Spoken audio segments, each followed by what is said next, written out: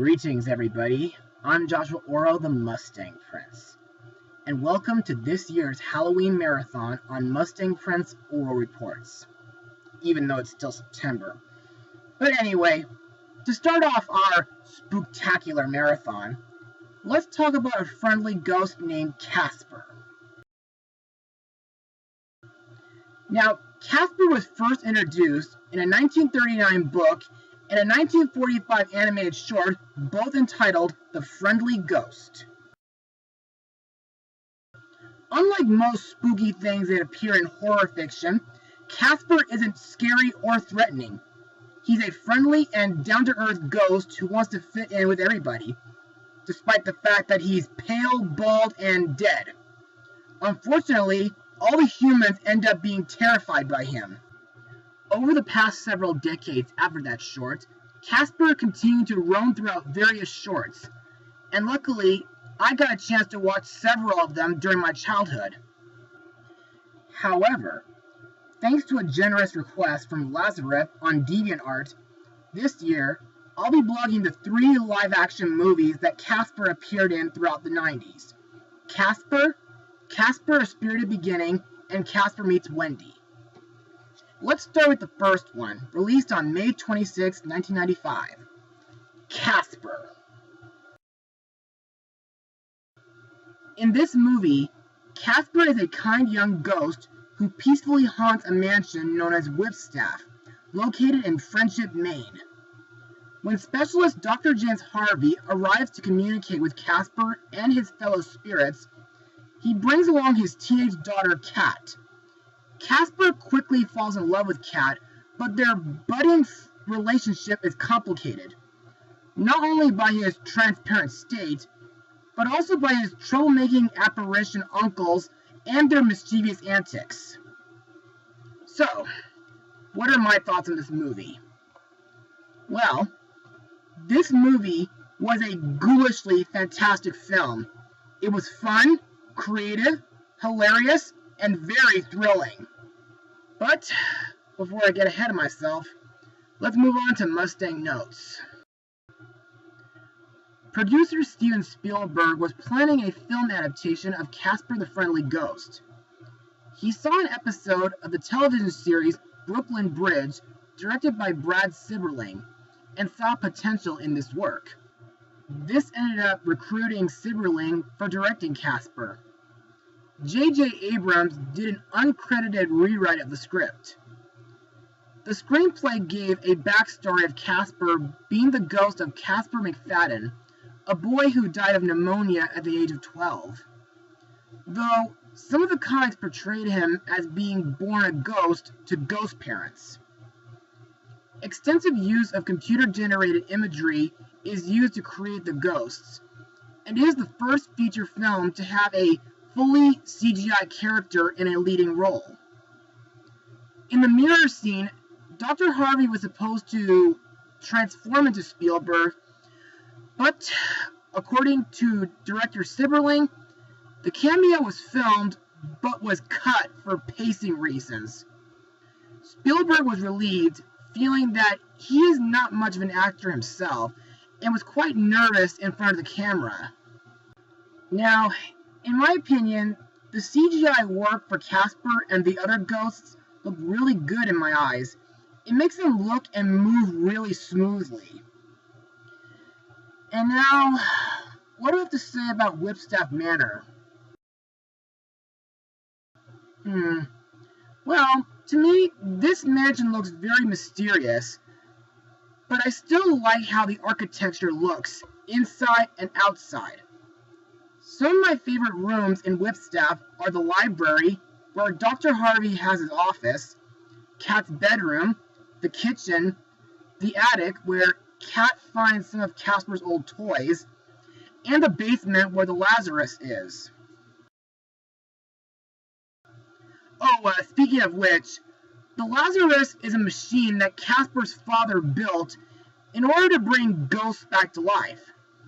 It is powered by a container that has an instant primordial soup mix formula. Also, in this movie, there are some scenes that can be pretty tear-jerking and hilarious, But there are a few things that can be a little mature, gross, and a little scary for younger audiences.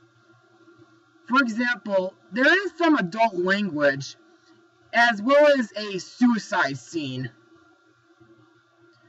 Some of my favorite scenes are when Casper watches Mr. Rogers' Neighborhood, a clip from his old cartoon show, and a news broadcast, which introduces Casper to Dr. Harvey and his daughter Kat. Also, I find the part where Casper makes Kat's new classmates trip over their tied-up shoelaces very hilarious. Plus, the scene where Casper brings Kat to the lighthouse was very beautiful. Also, the musical score in this movie is very mysterious and beautiful, thanks to the late film composer James Horner. Plus, there are a couple songs in this movie, like Remember Me This Way, sung by Jordan Hill,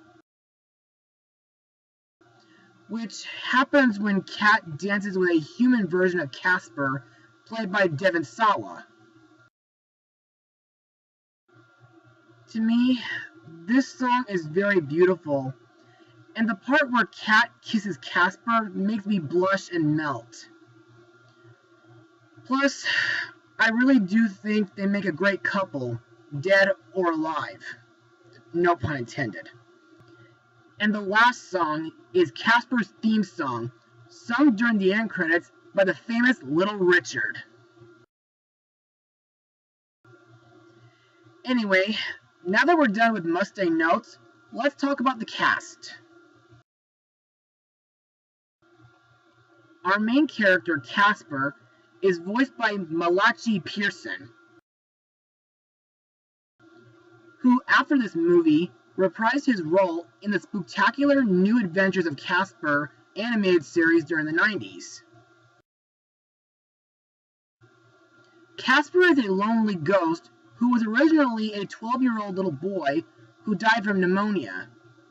He spends most of his afterlife in Whipstaff Manor dealing with his ghouling uncle's antics while hoping to find a friend. He finds it with Kathleen Harvey while also falling in love with her. In my opinion, Casper is very lovable, and I just love the numerous tricks he does with his ghost powers, like invisibility and shape-shifting. Also, I think Casper's backstory was actually very sad, and it was revealed that he stayed behind as a ghost so his father wouldn't be lonely.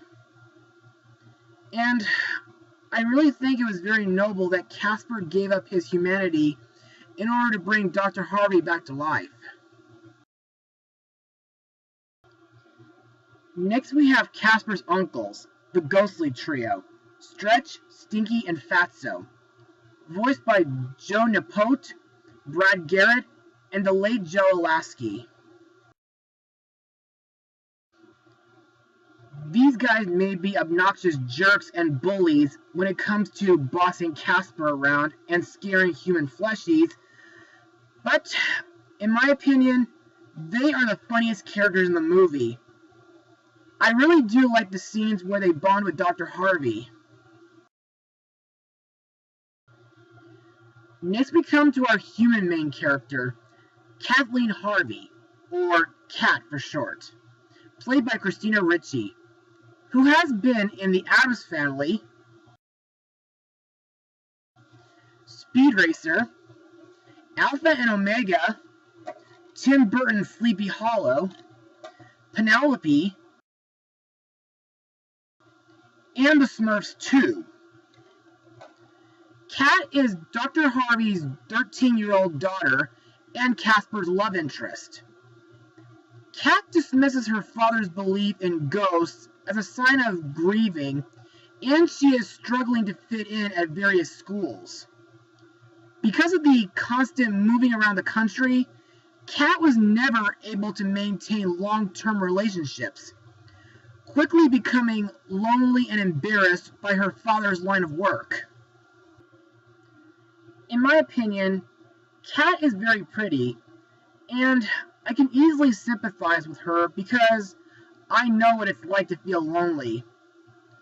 Also, the dress that Kat wears to the Halloween dance, which used to belong to Casper's mother, looks very beautiful on her.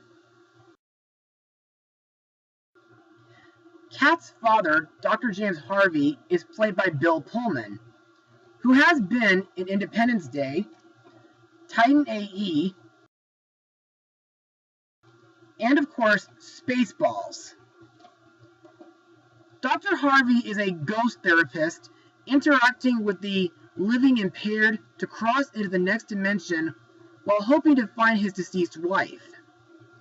In my eyes, Dr. Harvey is very humorous, and I like that he easily made friends with the ghostly trio. My favorite scenes are when Dr. Harvey fights the trio with a plunger and a vacuum, and when he sings Jailhouse Rock at a karaoke bar. However, the part where Dr. Harvey gets drunk and falls down a manhole was actually pretty dark. Next, we have our main antagonist, Kerrigan Crittenden, played by Kathy Moriarty, who, after this movie, got to be in Casper Meets Wendy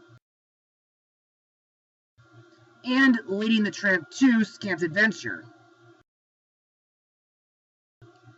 Kerrigan is a spoiled, greedy woman who is angry about her late father's will to Whipstaff, until she discovers that the house contains treasure and, with some inspiration from Casper, hires Dr. Harvey to get the ghosts out of the house in order to get the treasure, which is, in reality, a baseball.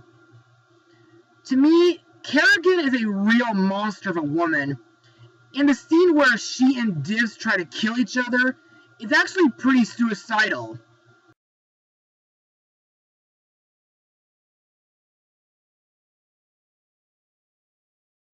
Plus, her ghost form scared me as a kid. Next up is Kerrigan's assistant, Dibs, played by Eric Idle, who has been in Rudolph the Red-Nosed Reindeer the movie, The Secret of NIMH 2, Ella Enchanted, 102 Dalmatians, and got to be Dr. Nigel Channing at the Imagination Institute at Epcot in Walt Disney World. In my opinion, Dibs doesn't seem to be as nasty a person as Kerrigan is.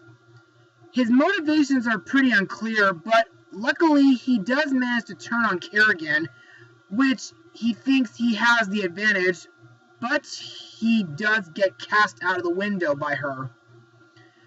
Also, the funniest things that happen to him is when he gets his thumb lit on fire, and when he gets shaven twice by the Up and Atom machine.